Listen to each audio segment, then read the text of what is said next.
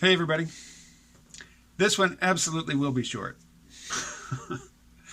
I have been listening to a book on Audible called All Hell Breaking Loose: The Pentagon's Perspective on Climate Change by Michael T. Clare. And it's just not really grabbing me. I mean, the main headline really is that while Republicans and fossil fuel corporations, flirt with outright climate denial, or they obscure or obfuscate, or they fudge, or they just they do something other than honestly address the issue. The Pentagon, their job is to look into the future for strategic threats to the United States and take action in the present to head off those threats. The Pentagon takes climate change seriously. Really, I don't care so much about the details, about how they're planning to make ready for that eventuality. Really, the news is that they care. They take it seriously because they're not elected. They don't have to pander to voters. The higher ups are deep state in that they are in place while chief executives come and go. So I think I'm probably going to return the book and get something else because, as I say, it's the details aren't grabbing me. Although I'm on the second chapter right now, and it's talking about the Navy and its role in disaster relief around the world. And this detail isn't from the book. I just did a quick Google search to see how much water an aircraft carrier can desalinate.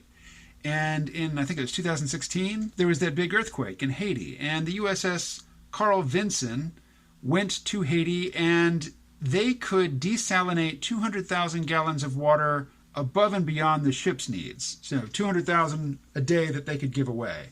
The trouble was actually transporting it from the ship to where it needed to be on the island.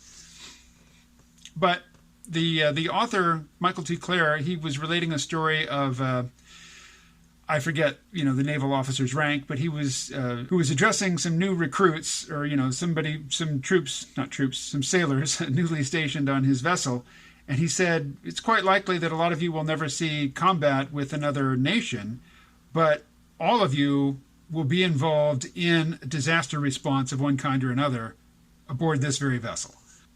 Human populations tend to cluster on the coasts, and extreme weather events, big storms, and the ever-rising sea level that hits mostly people on the coasts. And the U.S. Navy has these great big ships stationed all over the world and roaming all over the world. So they are often there on the front lines, in response to disaster. In fact, there was a big hurricane in the Philippines, and a lot of the disaster relief in the outlying islands was exclusively handled by the U.S. military. The Filipino military isn't really equipped or trained to take up that work.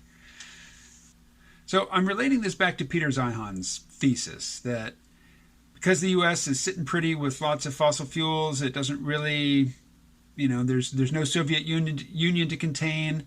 China is it's a competitor, but it's not really an ideological competitor, as China has no ambitions to, infect the West with its political system.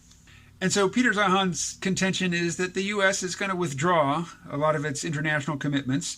It's going to keep its global strike capability. So it's going to keep a big, powerful Navy. But it's going to pull troops home. It's going to be withdrawing from alliances and basically just pulling out of harm's way while the rest of the world kind of convulses in conflict because of instabilities in fossil fuel supply and prices. And in some respects and in some moods, that sounds like a pretty good plan to me. But at the same time, a big aircraft carrier that's got a nuclear power plant on board and can generate lots of electricity and lots of fresh water. I mean, we don't really get into that many shooting wars that require, the full commitment of our Navy. But we have those ships anyway, and every single year there are disasters along coasts all over the world where, those ships can do some good. So even if we do enter into some new era of U.S. isolationism, I sincerely hope that we will continue to send those aircraft carriers where they can really do some good in peacetime, in response to natural disasters. And I know some people don't like to consider climate change a natural disaster because, human industrial activity caused it.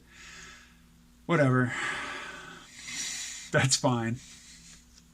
I acknowledge your picadillo. All right. 5 minutes. Done. Talk to you tomorrow.